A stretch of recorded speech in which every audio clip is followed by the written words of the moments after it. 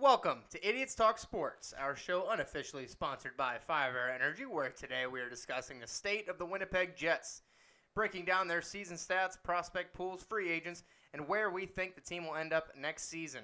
Eric, let's start off with a disappointing 5-game loss to the Vegas Golden Knights in the Western Conference Final this year. What do you think they could have done better, or could they have done anything better to get past that Golden Knights team? They could have maybe not had as many turnovers in the neutral zone. Mm-hmm. They made a couple of bad changes. Vegas capitalized. Vegas capitalized. Marchessault got a couple goals. I noticed like 2 of his goals were basically he caught Winnipeg in the line change. But watching those games and looking at the, end of the game stats, Winnipeg,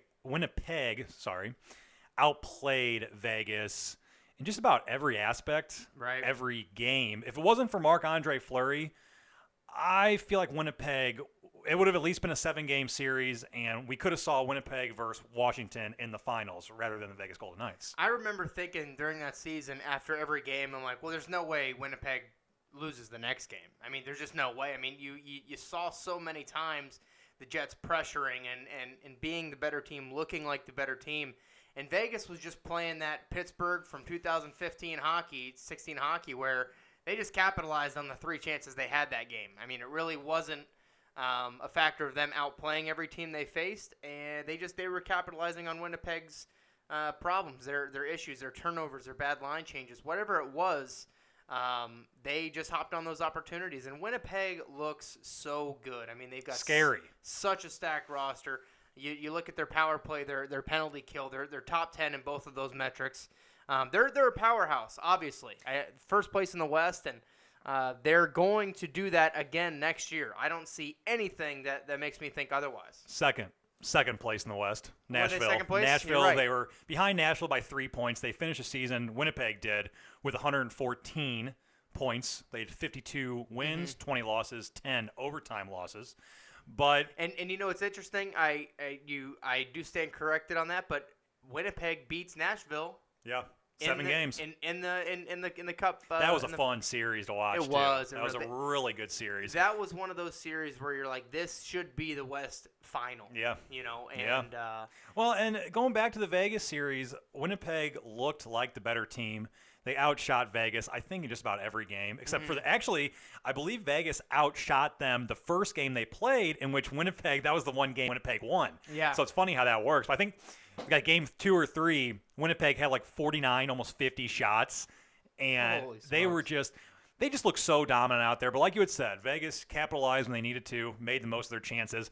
But looking at the Winnipeg team, looking at everything they've done, watching them play, looking at their players, the stats, it's so hard to find a weakness in this team. You've got a guy like Blake Wheeler scoring 91 points. I mean, what an anchor. What a way for your captain to really – was that the most points by a captain last year? Because it may have been. I think that's the most points by Blake Wheeler in his whole career. I mean, that's for certain. You don't you very rarely do you see a guy at 31 have a season like that.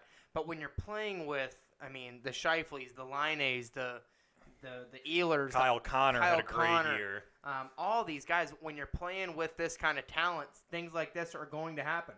I don't know that Blake Wheeler repeats that, but I also wouldn't be surprised because of who's on the team, because of who he's playing with night in and night out. And you had a guy in Scheifele that, if he would have staved off the injury bug a little bit this year, who knows? I mean, he was a point-per-game player. Well, and he looked like such a leader. Dominant in the playoffs. So dominant, but such a leader. I mean, it looked like he should almost no disrespect to Blake Wheeler, but it's like, how long until we see Mark Scheifele wearing the C? He's an assistant right now. He was on pace for like 20-something goals. Like if they would have finished out the playoffs, who knows what. But aside from that, he just looks like that guy that fires up the team. He's so intense.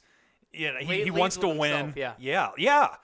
Leads by example. Yeah, and I've got to say, Laine is my second favorite NHLer. I mean, this guy, he's not. What he's bringing night in and night out. Even as the opposing team, what he's bringing, and he scores anyways. And he's only 19. He's 19. He shot 18% last year, which Eric and I were talking about. I say all the time that's high. I don't know that Laine ever really is a 13 or 12 or 11% guy. I think he's going to score one of every 5 or 6 shots he takes from now until he retires. He's an anomaly when it comes to shooting percentage. He is, and that's a bold claim. I don't know if I die on that hill, but at the same time, Laine has such a ridiculous release. His shot is so fast. I mean, goalies say it's the scariest shot in the league, and oh, by the way, you've got guys like Ovechkin, and Laine is the new Ovechkin. And Laine is just an incredible talent. 44 goals last year. Was in the race with Ovechkin for months. Yeah. It wasn't like a small amount of time. Did Laine ever take over as the first spot? He may have let in goals a few points during the season. Kucherov let in goals at a few points during the season. I think Laine was right up there as well, if not in the top 3 almost all year. I mean, this guy he wouldn't score for 2 or 3 games, and then he'd score 2 or 3.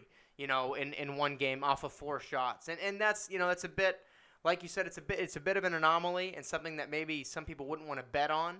But at the same time, I mean, it's so ridiculous the way he plays. And when he gets those looks, they go in. Right. He didn't have a great playoff.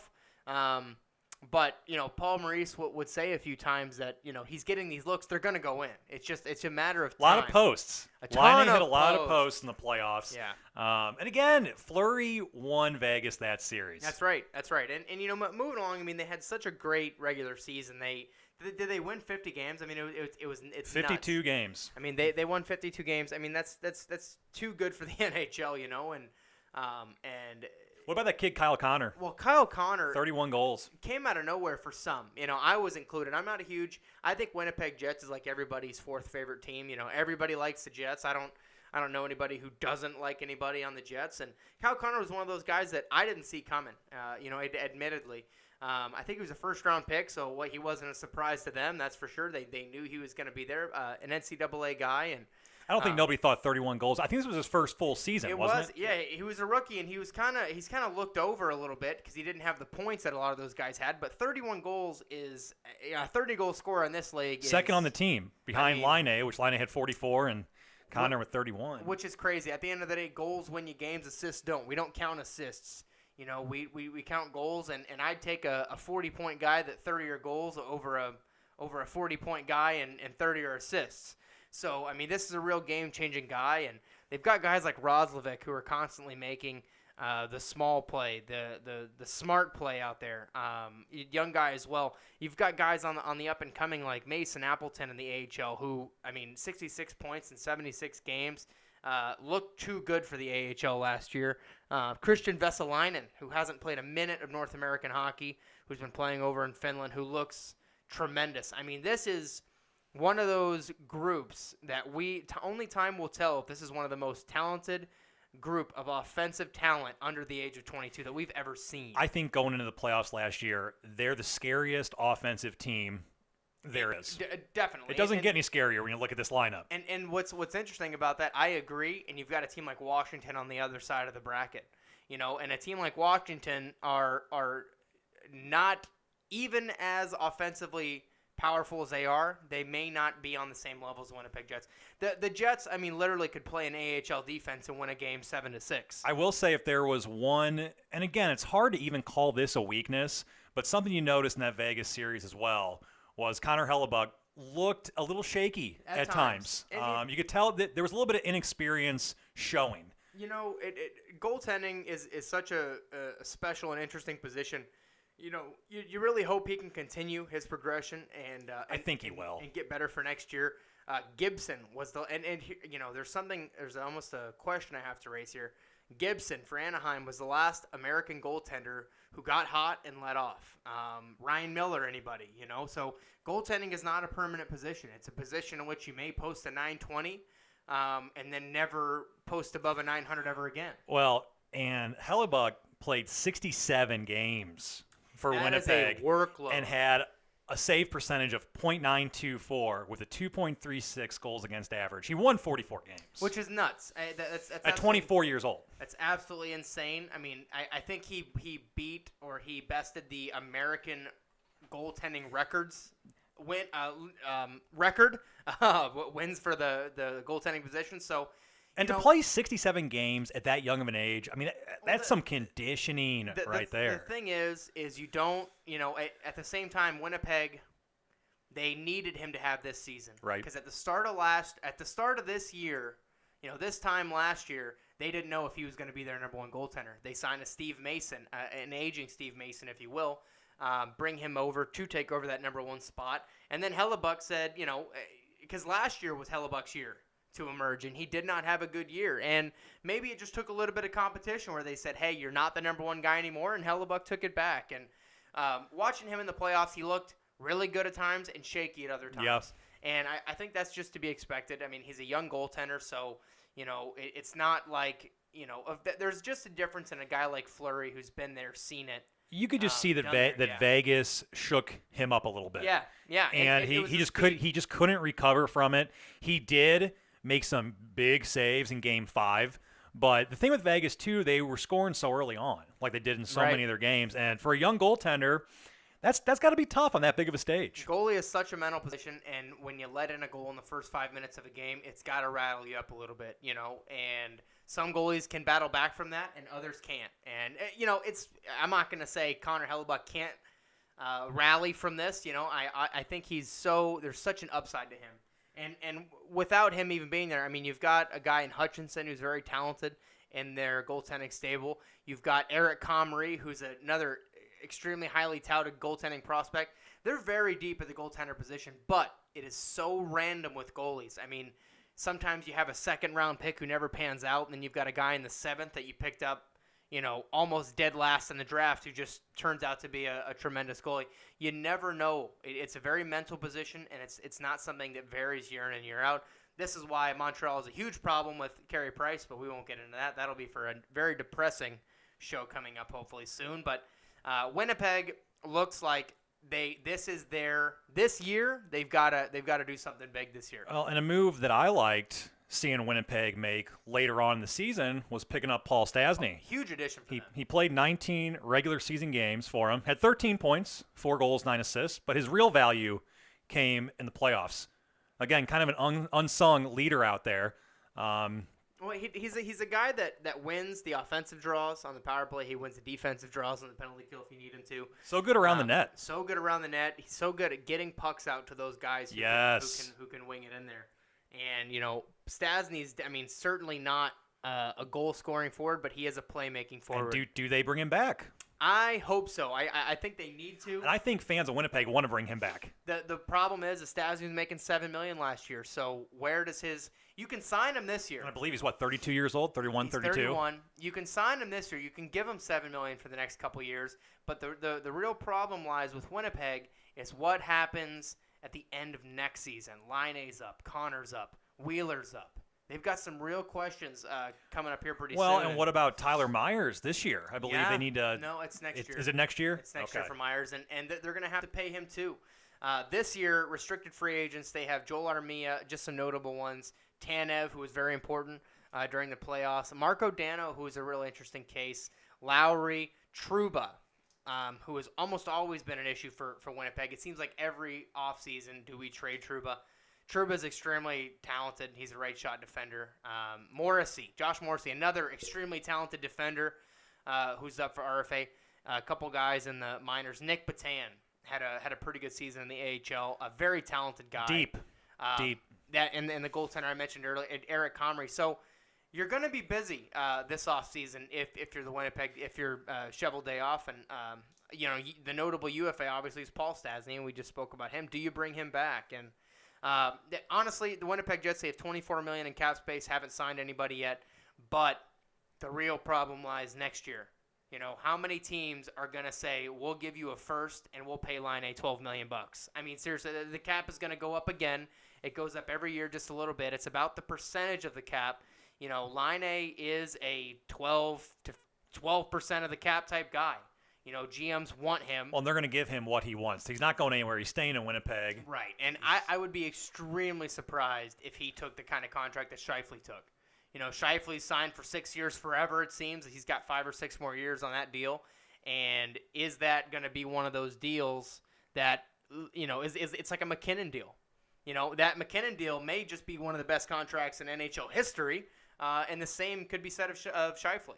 So they've got some real big questions here to be answered next offseason. But with that being said, they're still such a deep team. They're going to be good for a long time. I mean, it's hard to say they're not. Well, it's all about, can you keep the talent? Right. That's what it's all about. I mean, they've got such a wealth of talent right now, and it really seems like the more you dig into every NHL team, they all have talent.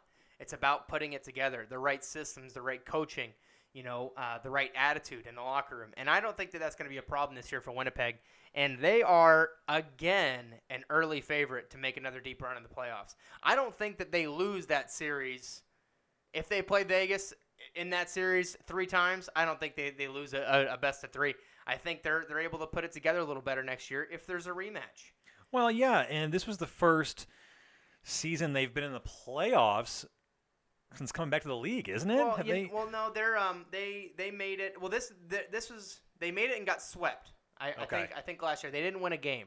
This is the first playoff win they ever had, and they happened to make it to the West Final.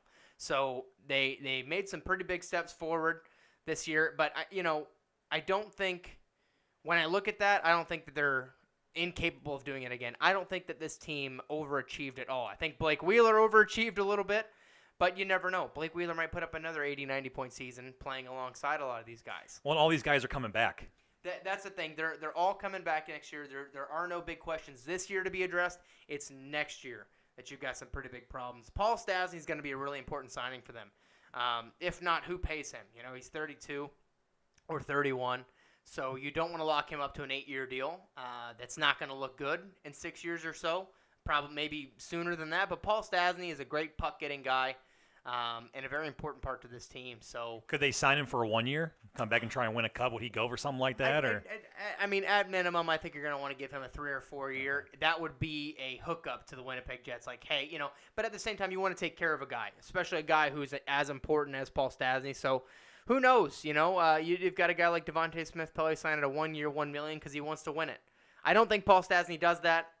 It'd be like a 2 year, $6 million or 3, something in that range. But who knows? At the end of the day, these are all the between the agents and the general managers to get all these guys paid. But with that said, I think Winnipeg is going to repeat at least this year and do as good, if not better, than they did. I mean, like we said, everybody's coming back. And I would go as far as to say they're a top 3 favorite for the Stanley Cup to win it all. No question. It's a very, very tough team to play against night in and night out. And you had said it, this upcoming season, this is their year to go for a cup. They have to. This is, Laine's on his last year of his entry level. You're not paying him $10 million. And when you've got teams like Edmonton now paying both Draisaitl and McDavid $20 million between the two, it's going to be so hard for a team like that to win. And Winnipeg, some of their top 3-5 guys are making $6 million. Scheifele, $6 million. Ehlers lock up to $6 million. I don't think Laine takes that $6 million. I think Laine is going to want $10 million, and they're going to have to make it happen because you've got to keep a guy like Laine. You really don't have a choice there. So, well, and for Scheifele to take that kind of a contract, what does that say about him? Yeah, well, Scheifele is a guy who wants to win, and there's no question there. And I really think that this team could. Scheifele wants to be the best player in the league, and I think he's well on his way. I hope he can stave off the injury bug a little bit this year and be a little more in the lineup every single night. So, we can see him have his best year. So, with that said, thank you, the listener, for tuning into our show today. We love doing these, and we'll continue to pump out hockey content all off season long. Have a great day.